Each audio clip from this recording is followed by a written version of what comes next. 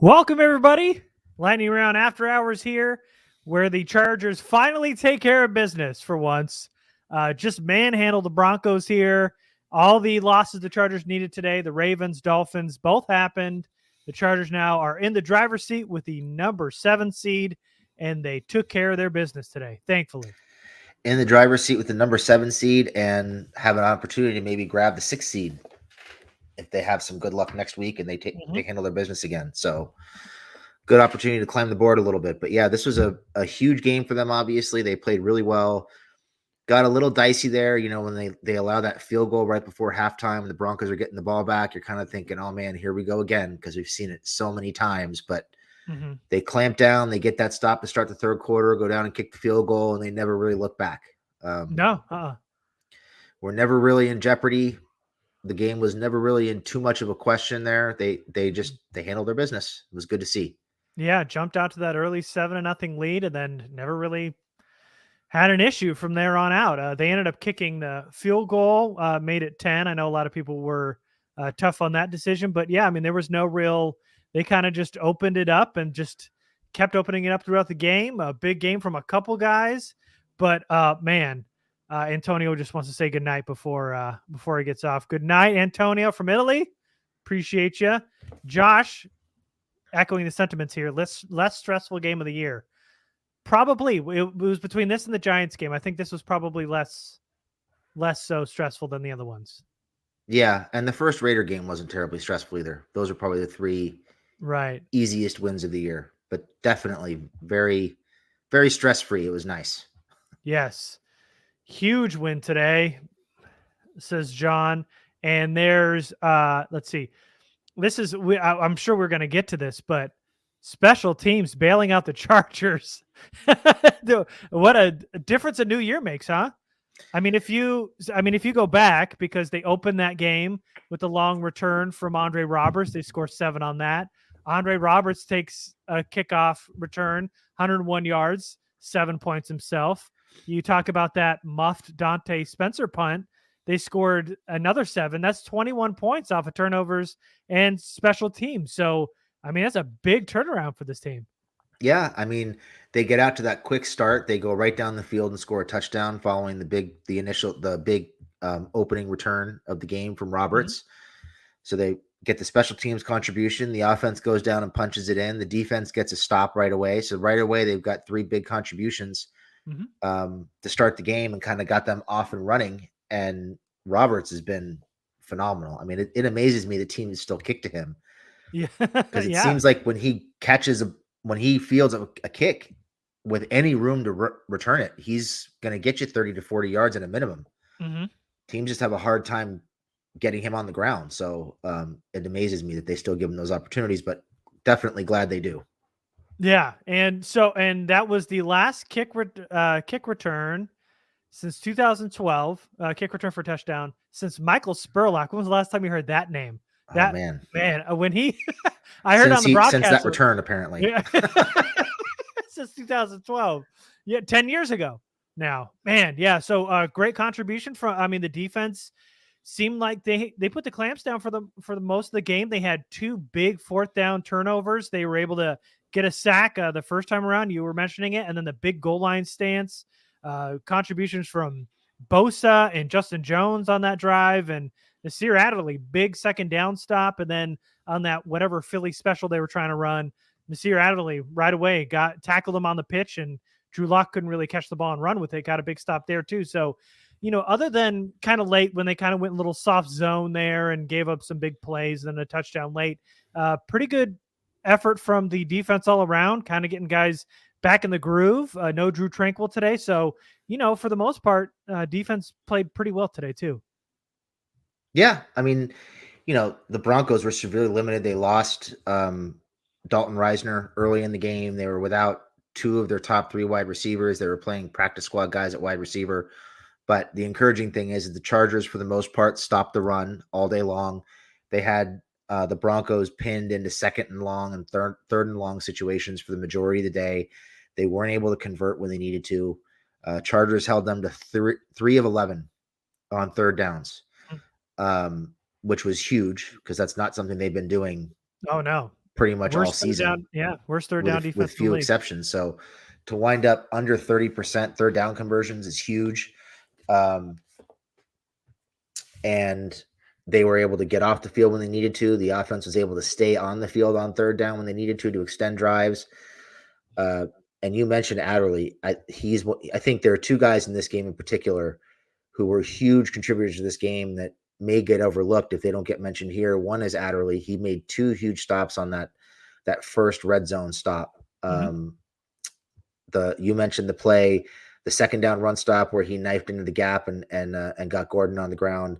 And then 2 plays later, he makes that play on the double reverse pass, the Philly special, whatever you want to call it, where his hit on Hinton breaks up the timing of the play and winds up forcing a bad throw and allowing the Chargers to stop it. Otherwise, that play probably winds up getting in the end zone based on the spacing of the play and where Locke was. I'm not sure anybody was going to make that tackle until that hit was made and it disrupted the timing of the play. So Adderley was huge. He was all over the field, made tons of tackles, was great. And Pipkins, actually, Trey Pipkins deserves a ton of credit. Yeah. He played a great game. He was very, very good. I mean, they ran the ball a lot, probably because of who was on the offensive line this week. They wound up playing most of the game without Lindsley. They have Pipkins at right tackle. They are much more effective running the ball to the right side with Trey Pipkins at right tackle. He had some huge blocks in the run game today. There was a second down run on the first possession where he sealed off the right side and Eckler went for like 10 or 12 yards.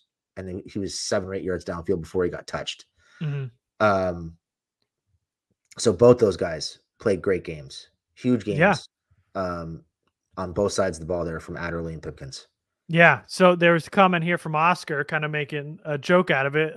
Better option, Pipkins or Norton, choose your poison.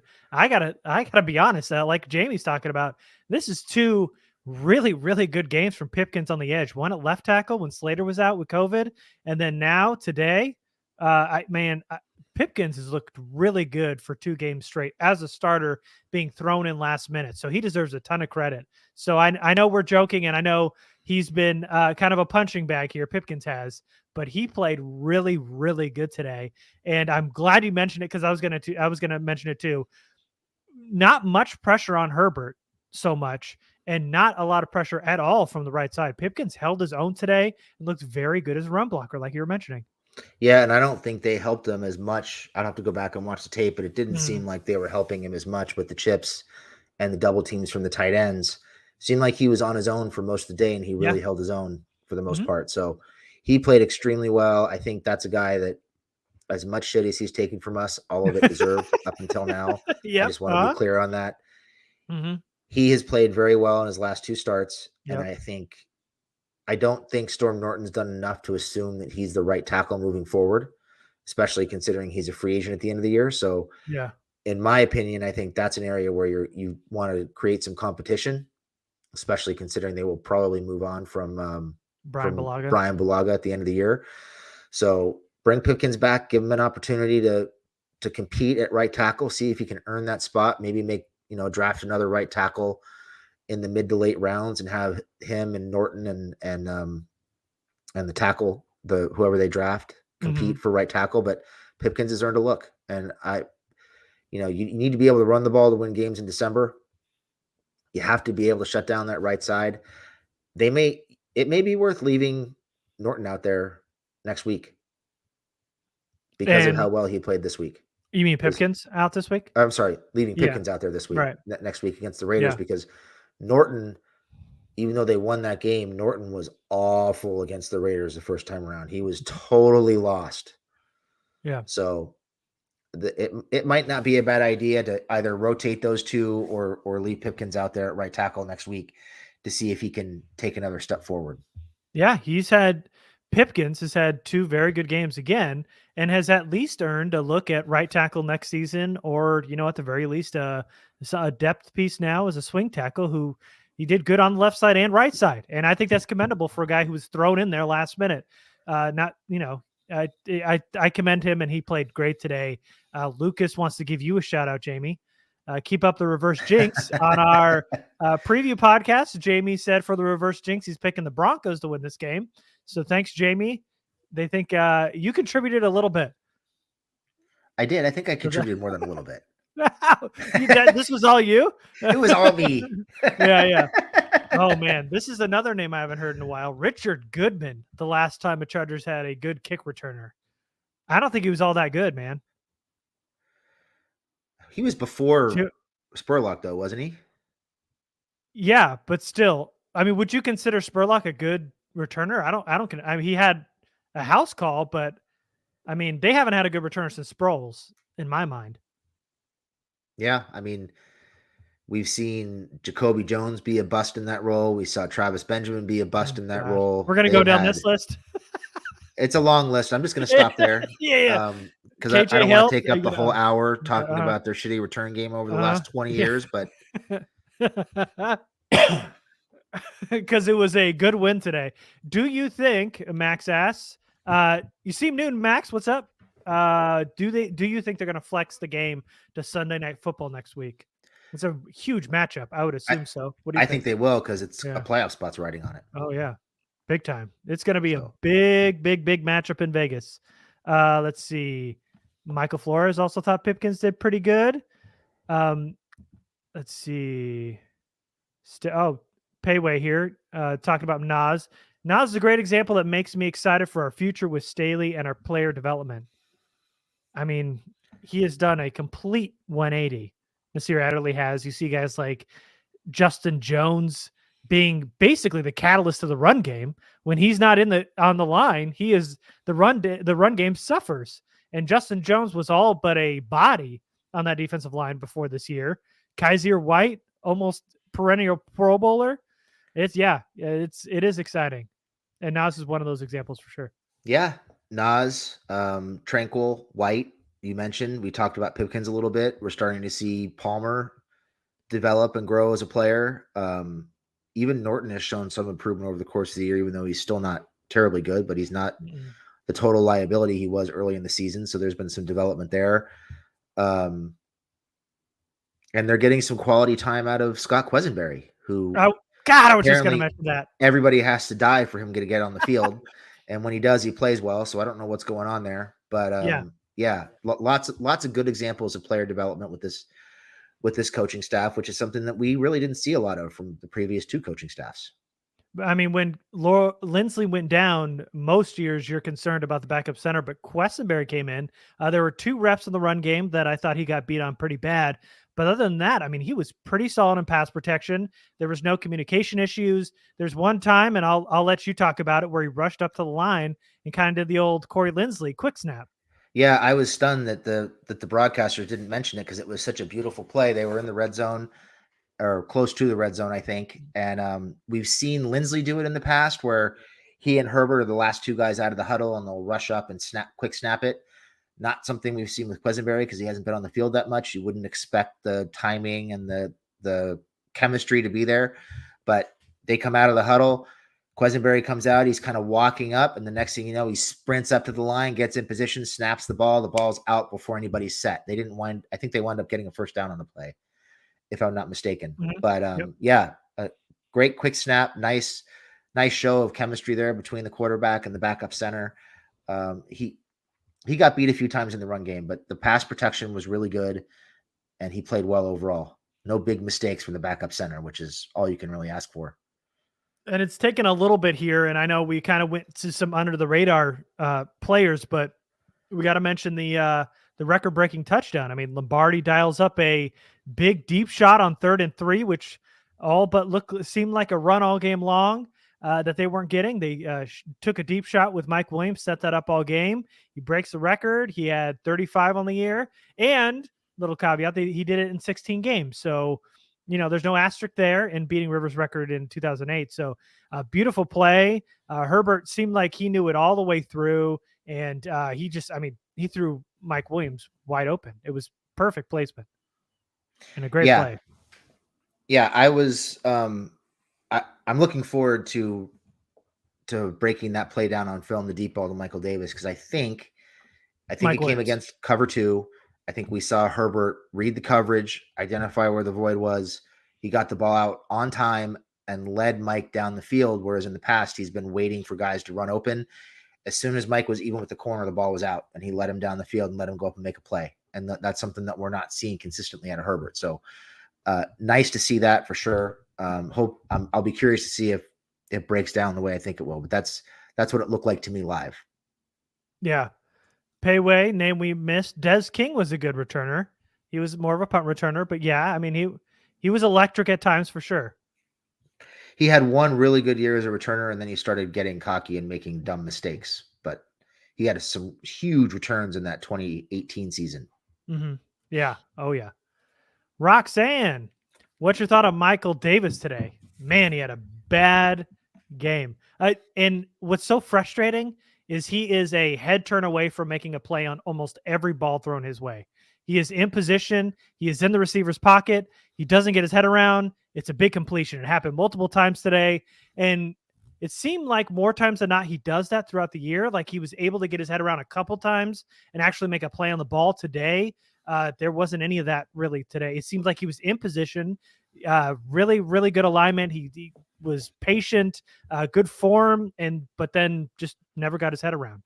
He's in position all the time. Yeah. He's always where he's supposed to be. Well, almost always where he's supposed to be. The head's just not getting around. That's that one piece that it's something that was an issue for him early in his career with the Chargers. It seemed like he made that leap last season. Mm-hmm. He has not made that leap. He hasn't been consistent this year. You'd like to see more of that, though. I think when you're in position like that, at least punch the ball out, swat, knock it down. You don't have to pick it off. Just break it up. But he's not getting his head around early enough to make a play on it. So definitely something he's got to work on in the offseason. But yeah, he had a rough day today. He was getting picked on quite a bit. Sutton got him a couple times. Seth Davis got him once for a big one. It was a rough day. And that ankle breaker was just ugly. And I'm sure will be replayed on a lot of clips on Twitter tomorrow. I think that for me was the worst part of his day. Outside of giving up a couple long balls, because like I said, he was in position. He just didn't get his head around. Mm-hmm. For me, his tackling was awful today. He looked really tentative. He was leaving lots of space between him and his man when he was coming down to make tackles and leaving himself open for those juke moves, like the one we saw Sutton put on him. That one was rough, man. I mean, he broke both ankles on that one. That was and one mixtape style. That's hot sauce. All right, Lucas asks, who would you rather re-sign, Justin Jones or Mike Williams? I think I know the answer, but go ahead. Justin Jones. Yeah, it's easy. I'm not throwing all that money at Mike Williams. Let's see. A couple other here. Let's see. Which AFC team do you guys think will be the easiest for the Chargers to win in the wild card round? And which will be the hardest? I think based on the way the board looks right now, I'm kind of hoping for the Chargers to, I'm hoping for the Chargers to win next week, the Colts to lose. So the Chargers jump up to the 6th seed. And based on where the board is right now, if they have the 6th seed, they're playing Buffalo. And personally, I would much rather play Buffalo than New England or Kansas City. New England or Kansas City in the first round. Yeah. Yeah, I'm with you. Buffalo, and then I think Tennessee after that, if they, somehow drop, if they lose or whatever. But yeah, New England, Kansas City is probably the worst matchup in my mind.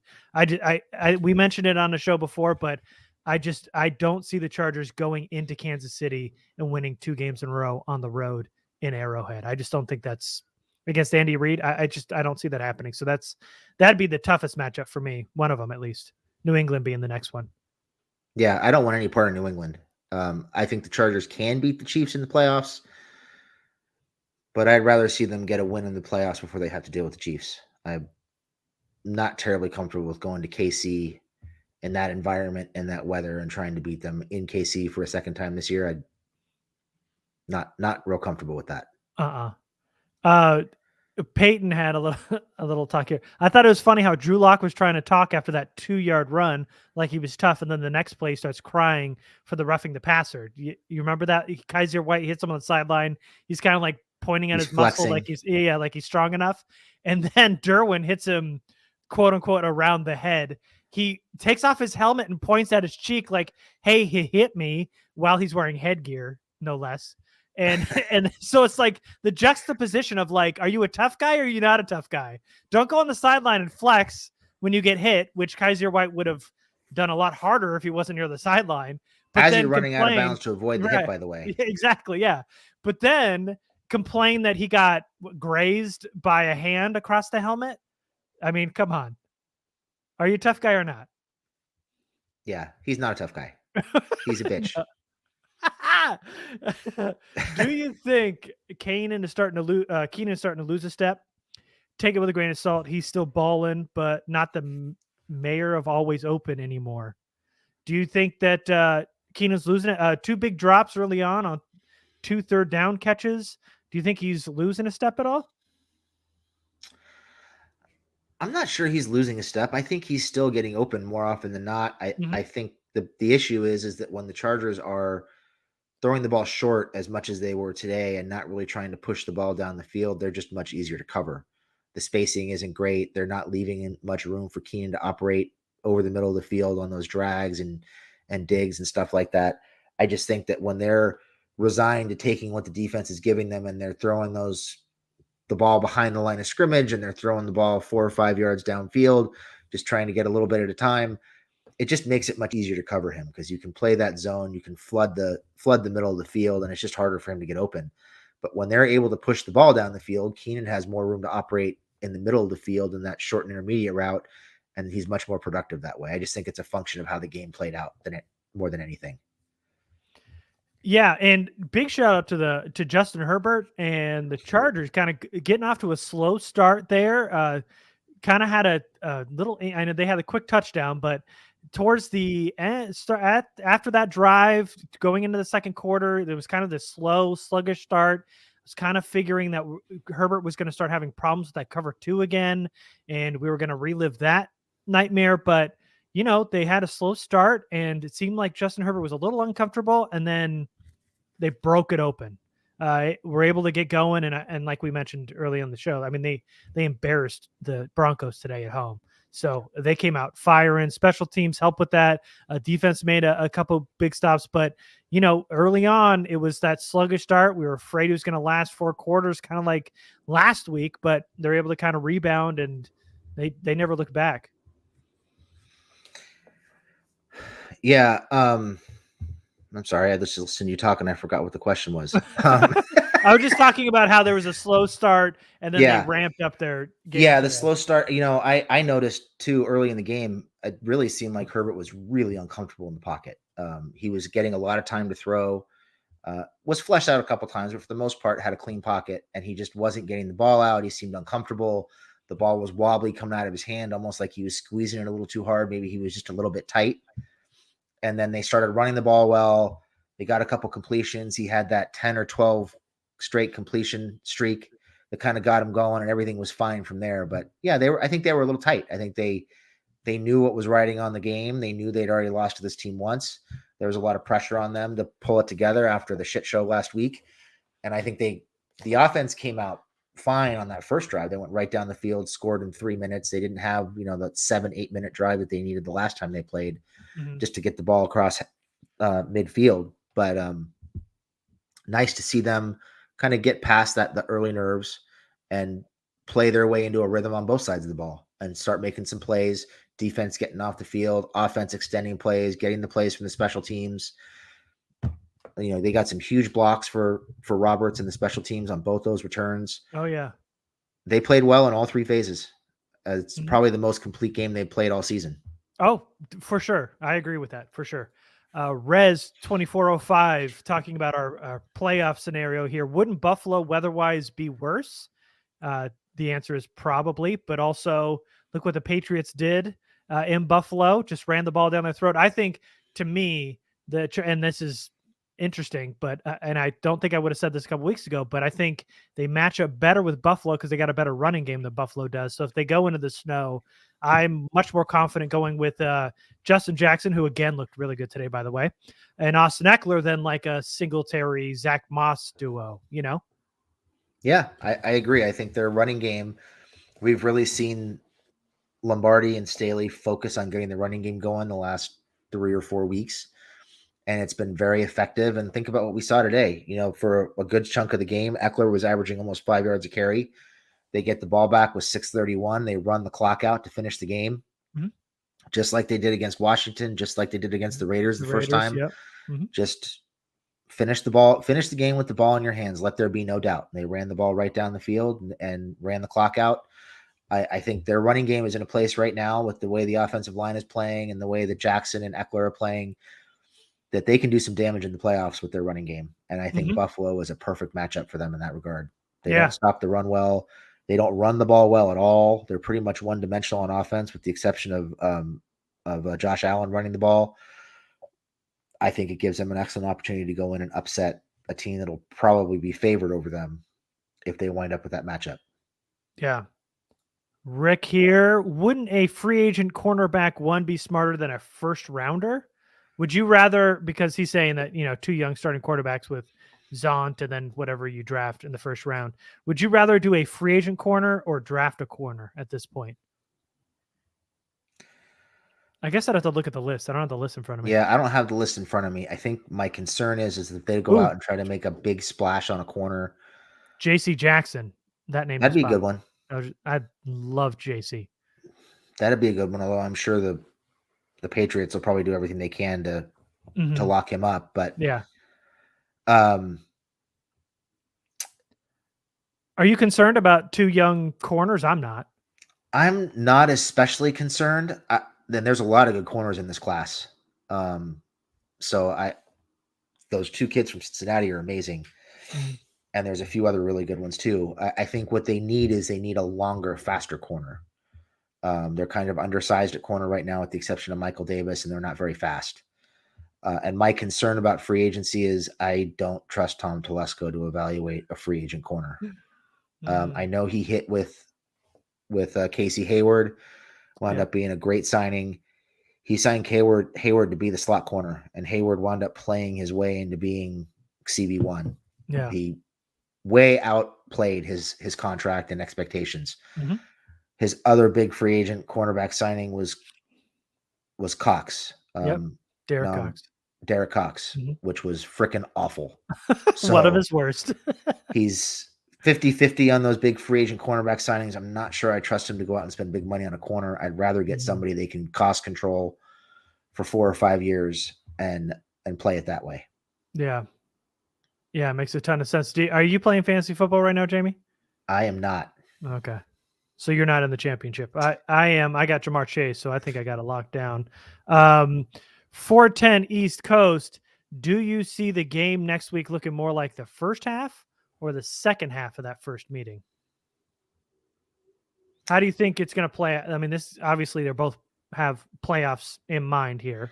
Yeah, I know there was a brief time where that game seemed like it was in doubt in the third quarter when the Raiders controlled the third quarter, but the Chargers won that game by 2 scores and they put it away really with the offense. They got a big touchdown late in the game to take the lead, and then they ran the ball out for the last 7 or 8 minutes of the game, took the air out of the ball and ran the clock out. So I don't think the Raiders are very good. I know they've got 9 wins and they're playing well down the stretch here, but they got a beat up Browns team that they beat a couple weeks ago.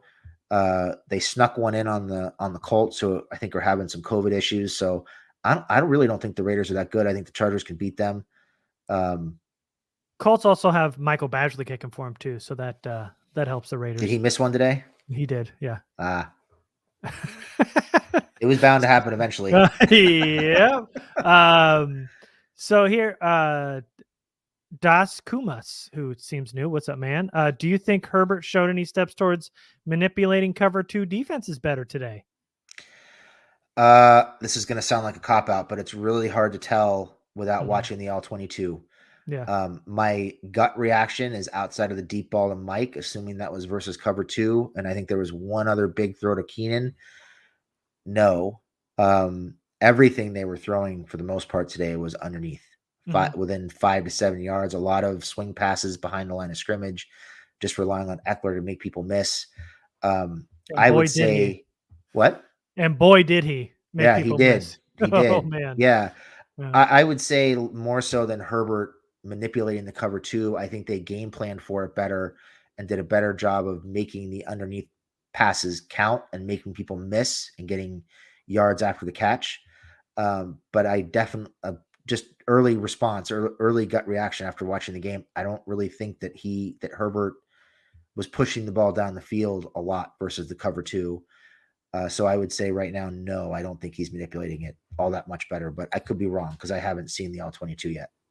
Yeah, obviously it didn't give him as much troubles as it has in the past, but I don't know if he's made steps towards manipulating the cover two yet, as your question states. So yeah, I mean we obviously aren't gonna sit here and say he has or hasn't without seeing the all 22, but it seemed again like there wasn't a lot of deep passes. You didn't see a lot of that like we had talked about in our breakdown, like you did on Twitter, and we've talked about before. Those zones over the linebackers, before the safeties, the corners, those prime spots where you can hit cover two. There weren't a lot of those throws. There weren't a lot of those drop in the buckets today. So I can't say that he totally had a couple cover two beaters today. Maybe I don't know about Mike Williams. There's maybe one I can think of with Keenan, which is probably the one you're thinking of, Jamie. But other than that, I just don't know. I don't know yet. There's let's see. Here we go. Of course, the Tom Telesco questions rolling in already. We're talking playoffs, and everybody wants to talk about the GM. Do you think Telesco deserves a 10th year as Chargers GM, Jamie? I think If he'll they get make one. the Chargers make the playoffs. Let's say they get one win. Do you think Telesco should, Jamie Hoyle, do you think Telesco should get a 10th year?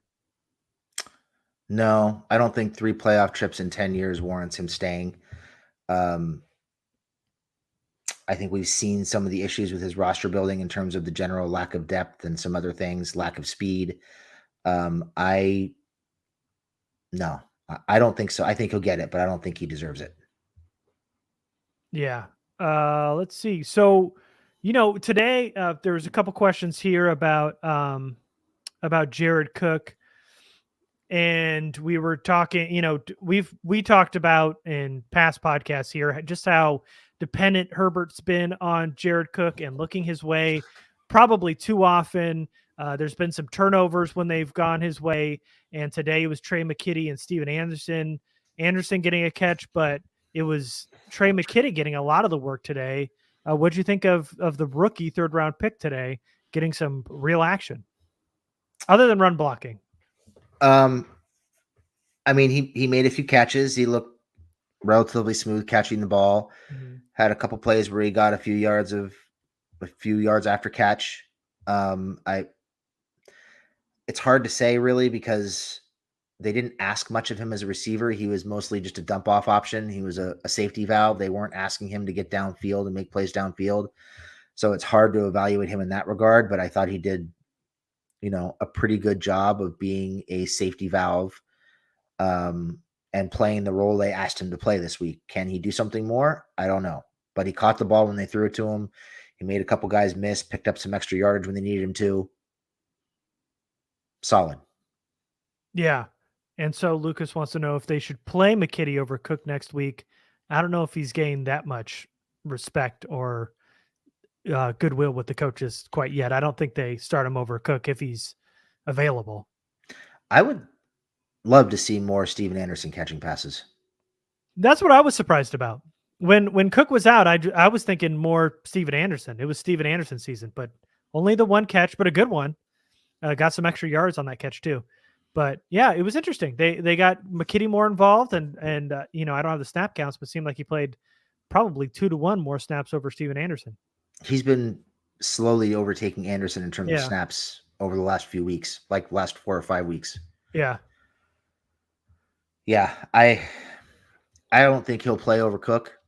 Hopefully, Parham is back, and we get to see a little bit more of Anderson, and they spread the ball around a little bit. But I would not be looking to rush Jared Cook back. I think they have enough with the other tight ends that they don't necessarily need him out there. Yeah.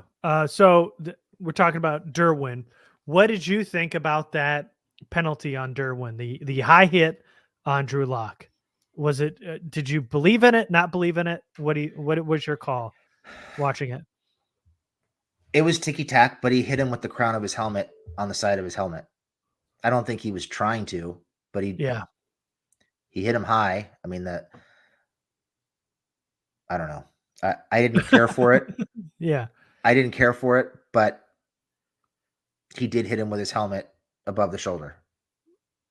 Take that for what it's worth. Yeah, I know. And it's tough because Derwin, I mean, I felt like he was going to get an interception today. He was so close early on that I just felt like it was coming. And there were a couple good plays where he was rushing off the edge. Man, he is unbelievable as a blitzer. But today, that hit on Drew Lock, I just wish he would have hit him in the shoulder pad. He was offside, so it didn't. Neither of it mattered. Everybody's really upset about that call, but he was offside, so even if it was a clean hit, it wouldn't have mattered anyway. So, man, Derwin played a pretty good game. Rough start to interception. One on the sideline was a tough one. I won't give that to him, but the one that hit him in the hands when I think it was Williams, was it Seth Williams, fell down and it just hit him in the hands. That was a tough one. Oh, the one in the middle of the field? Yeah. That one you expect him to come down with. Yeah. For sure. All right. So, James Heritage, what happened on the goal line pass to Josh Palmer? Was pass leading too far? Was it Palmer's route? To me, it seemed like Herbert just slung it a little bit too fast. Probably need to take a little bit off of it, and then it just hit off of Palmer's hands. He just couldn't get to it.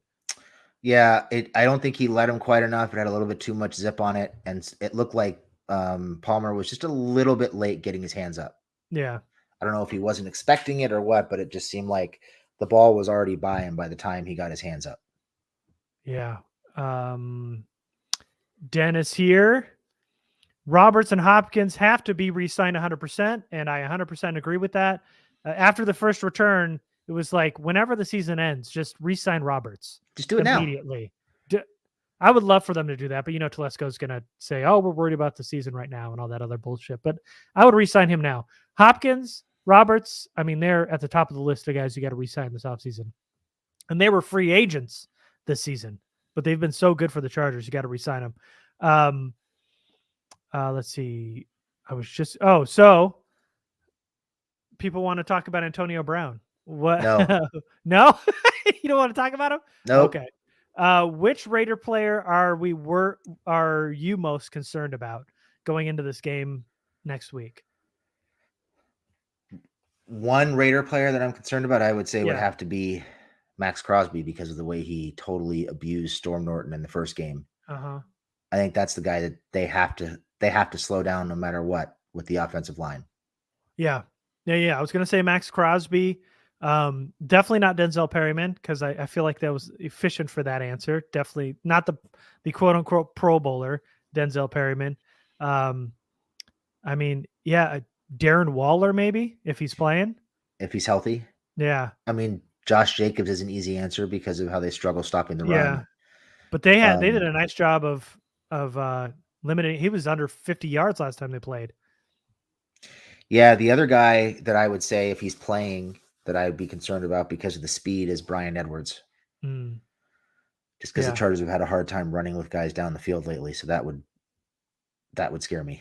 Yeah, or Hunter Renfrow. I mean, he's been excellent towards the end of this year, and Renfrow kind of chewed up Chris Harris, if I remember correctly, last time they met. So everybody chews up Chris Harris. You could chew up Chris Harris. Where does Justin Herbert rank in Chargers QB history? Broke the record today. Is he number 1 or number 2 with Phillip Rivers? It's so hard to say in 2 years that Herbert's already number 1. I mean, that Fouts guy was pretty damn good too. Yeah. Oh yeah, that guy. That guy. Pretty good. I would say right now, if you're being honest and reviewing a full body of work, the record this season notwithstanding, I would say he's probably number 3 because both Rivers and Fouts will wind up in the Hall of Fame at some point, and Herbert's played 31 games. Right. And that's not a knock on Herbert. No. Now, don't go on Twitter and say Jamie said Herbert sucks, because that's not what's happening. I love Herbert. He's great. I just think, we can pump the brakes a little bit and let him breathe and see what he's going to be over the next few years before we start talking about where he is in Chargers quarterback history. Maybe, I don't know, win a few playoff games or a Super Bowl first, or that was what I was win going to talk an about. AFC title game at some point. I don't know. Mm-hmm. Yeah, didn't even make the playoffs his first year. Is close to doing it this season, but I mean, with the body of work of Phillip Rivers and Dan Fouts, you can't put Herbert any higher than 3 in Chargers history. Okay. Did you see I didn't see this, but did you see Harris play any safety today? He started the game at safety. Chris Harris did? For a good chunk of the game, Harris was playing safety and Derwin was playing slot. Interesting. I'll have to go back and watch that. That's how they opened the game, and that's how they finished the game for sure. All right. I know people are asking about Charger free agents they need to lock down. I don't have the list in front of me, so it's hard to mention 3 off the top of my head. We mentioned 2 already. Let's just focus on the playoff run. We don't necessarily need to talk draft and free agency right now. We could still potentially have a whole nother month of football ahead of us. Yes. How fun will that be? Let's see. Boy, Scott Shearer really trying to bring down the room here. Norv, McCoy, and Lynn all made the playoffs their first year. Great. Thanks for that, Scott. What do we got to do to get you guys to Vegas next week? Jamie, what's our price? You're going to have to buy off my wife. I don't think that's happening. Not to mention, we've got 3 travel softball games on Sunday, so you almost got a spit take out of me. You have to buy off my wife. Oh man. Yeah. No, I don't. You won't find us in Vegas. We'll be here. Aren't you more worried about getting the after hours afterwards? Yeah, if we're in Vegas, there's no after hours. Because we'll be in a casino drunk somewhere. We will not be broadcasting here if we're in Vegas. Miles says, I'll buy you a beer. Is that good enough? Absolutely not. How about the plane ticket and the game ticket and the hotel room? And his wife. Clear. I mean, my wife. That's the biggest one. First. Oh, man. All right. So we're probably going to get out of here soon. Is there, you guys can go ahead and send in questions. Anything else you want to talk about here? Oh, MK Adams, Stan Humphries. You putting him above Stan Humphries? The only quarterback to lead the Chargers to a Super Bowl. Is Herbert better than Stan Humphries? Yeah, I think he is. I think so too. I think the Chargers defense led them to the Super Bowl that year. And Humphries made enough plays to the running game, and Humphries made enough plays to get them there. But that team was a defensive team. Yeah. And Humphries was great while he was here, but it was such a short window. And he did so little before he got here and after he left that I don't think he ranks on that list, even though he did take them to the Super Bowl. Yeah. Timothy Tran wants to know, how did Nick Niemann and Amin Agbagamiga play today? Seemed just fine. No real blown coverages in my eyes. Saw a couple tackles from each of them, but Niemann got some work late on in that game with Drew Tranquil out, but they did fine to me. How about you? I mean, there were no huge gaps in the running game. There were no busted coverages. I mean, I don't know who was responsible for some of those big plays that Fant had where he caught short passes and seemed to run forever. Oh my God. And there were a couple of those with the running backs too. So I'm not sure who was responsible for those, but overall, I would say they both contributed really well in the running game and the run defense, which was huge with Tranquil out. What was that effort, by the way, on that Noah Fant, 35-yard scamper? I mean, the angle that Chris Harris took on that play was awful. And he just ran by I couldn't believe the effort on that play. Nobody wanted to bring him down. There were 3 or 4 plays like that with Harris where it seemed like he had an angle and he just alligator armed it and let the guy keep going. I don't know if he thought somebody else was going to make the play or what, but just no effort at all. Just terrible. Harris looked like he was making business decisions today. Yeah. He did not look good today. It was against his former team too. I thought he'd be a little bit more fired up, but that just wasn't the case today. And does he give you anxiety as much as he does me before every play, like running around and pointing and like talking and tapping his helmet? And I mean, it's like, it's wild just how like just crazy he is before plays and then give up a 7-yard slant to Noah Fant for a first down, you know? If he's on the field, I have anxiety. He's been terrible this year. It doesn't matter what he's doing before it, during it, it's just, or after it, it's always the same. Yes. Let's see. Oh, here we go. Miles wants us to rank the places we'd go to the first week of the playoffs. So there's Tennessee, Buffalo, Kansas City, and New England. Is this like in the order that we want the team to go? Or places to visit? Let's just say places to visit. I would say Tennessee's number 1. And then get some KC barbecue number 2. Yeah, Tennessee, KC, and then you can have Buffalo and New England. I don't need to go to either one of those places. I am not going from San Diego to Buffalo or New England in the winter. Oh my God. Yeah. In January? Fuck that. Chris Bernhardt, did Mike Williams throw Herbert's record-breaking ball into the stands? He tossed it. I don't know if it made it into the stands, though. Did you see he caught it and then just yucked it? Did he? I didn't see it. Oh, yeah. He caught it and they just threw it up in the air. I don't know if it ended up landing in the stands, but it flew out. And I was like, oh, no. And then Herbert came running down and he basically tackled Mike Williams. It was pretty funny. I don't know if you saw the end of that play. But, yeah. Speaking of Mike Williams, what price would you want to re-sign Mike Williams?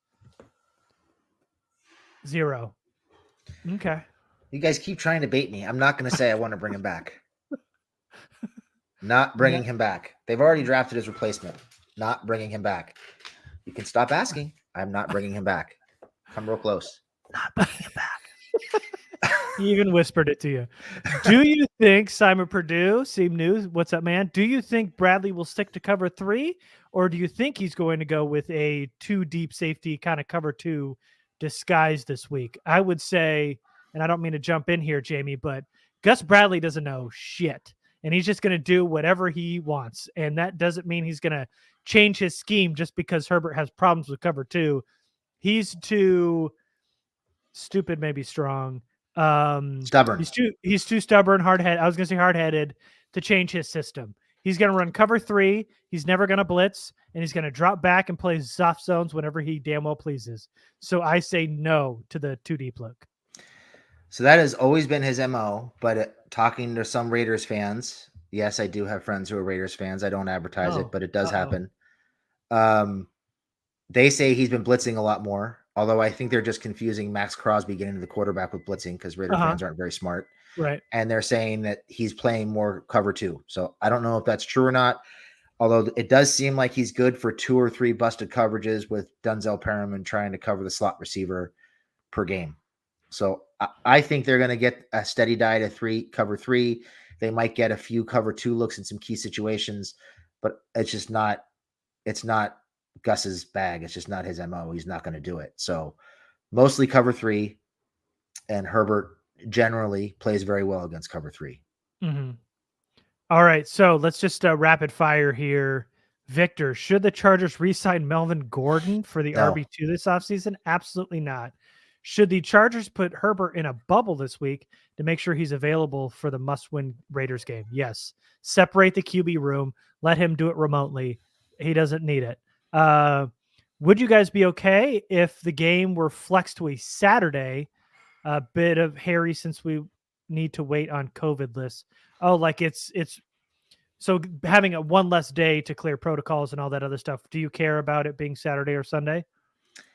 I think we want it to be on Sunday so we have as much time as possible to clear any COVID hurdles. Right. Scott, Chargers best possible seeding 7. Chiefs matchup in the first round. No. Yeah.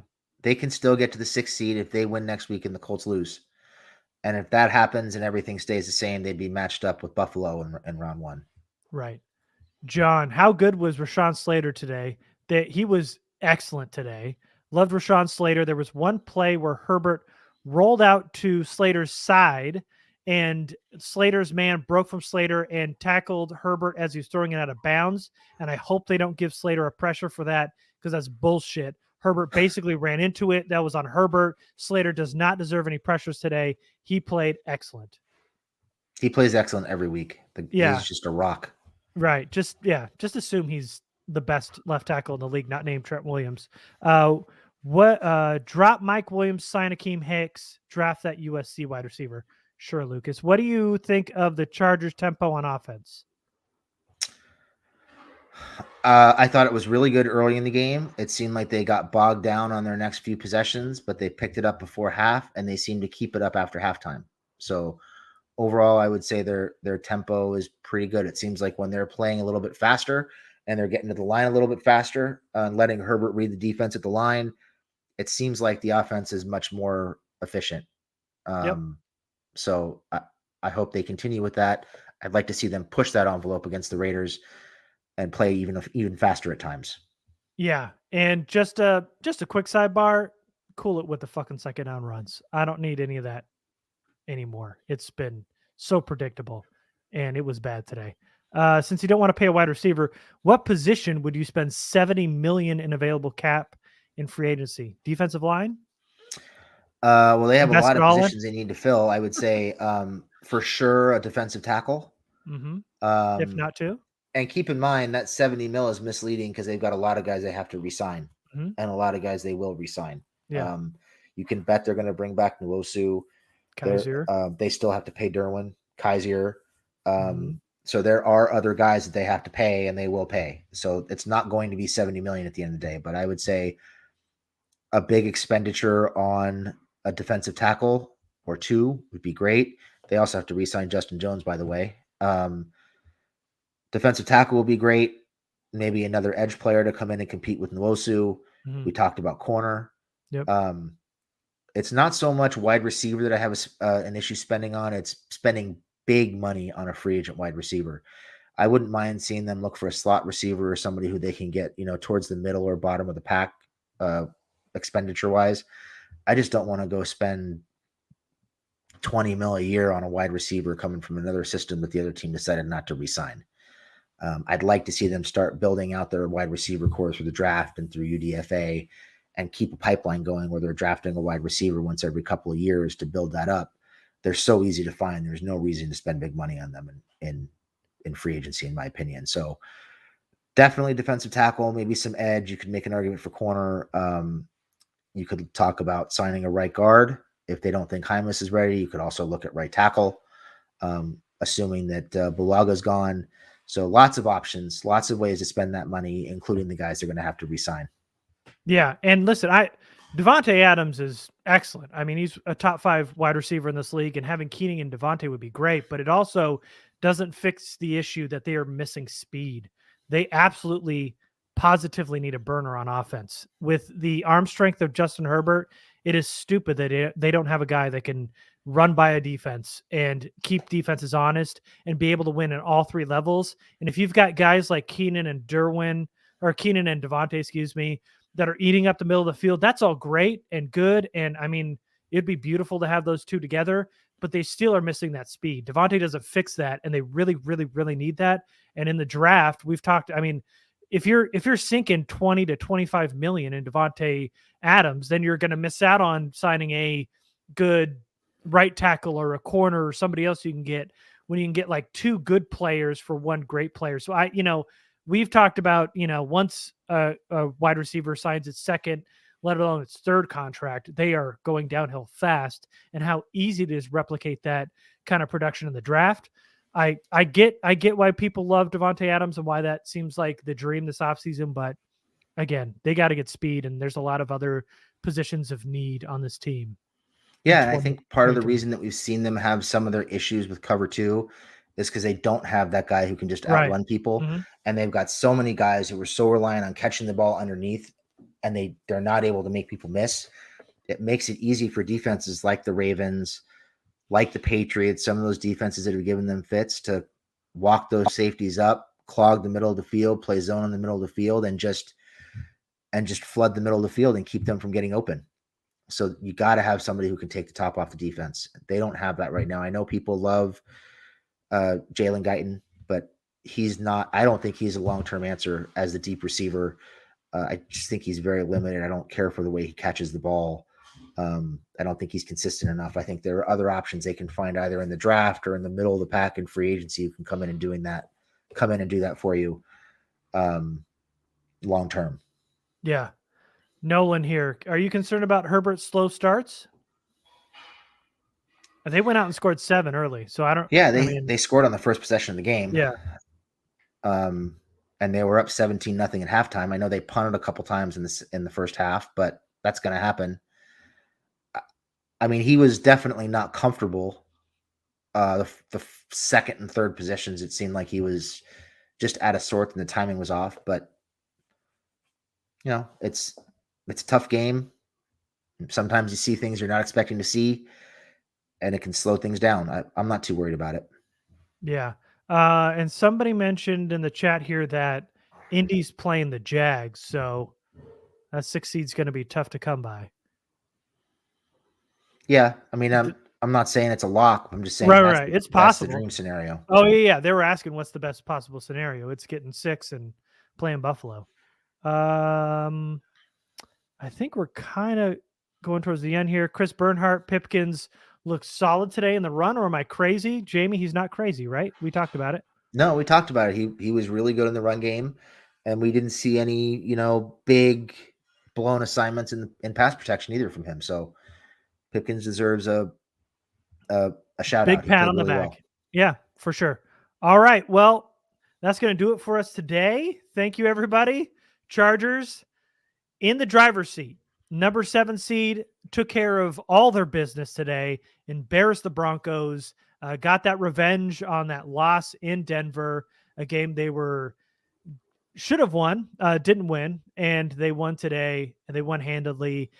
We'll see as we go on who's healthy going into Oakland, almost at Oakland, going into Vegas. We might see it as a primetime game, but you'll see us after the game here on After Hours.